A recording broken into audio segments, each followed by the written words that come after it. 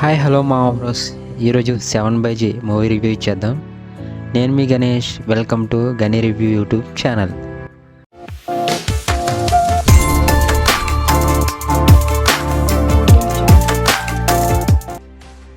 7/G Sonia Agarwal గారు నటించిన 7G Brindavan colony ఎంత కల్ట్ క్లాసిక్ ఫిలిమో అందరికీ తెలుసు.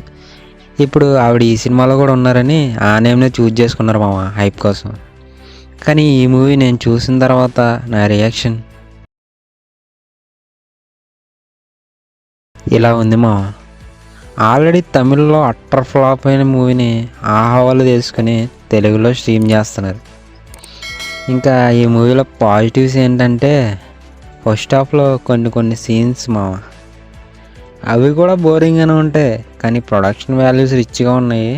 సో అట్లా చెప్పాల్సి వచ్చింది. ఇంకా నెగిటివ్ విషయానికి వస్తే సినిమా అంతా నెగిటివే మామ.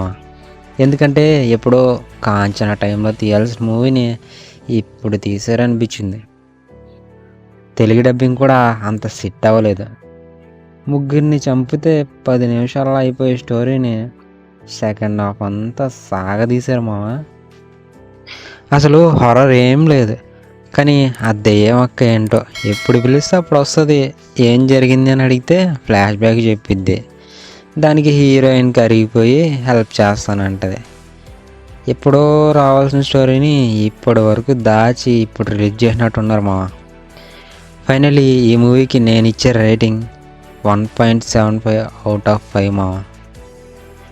ఫైనలీ ఈ మూవీని ఫ్యామిలీతో కలిసి చూడొచ్చా అంటే చూసేయండి మామ.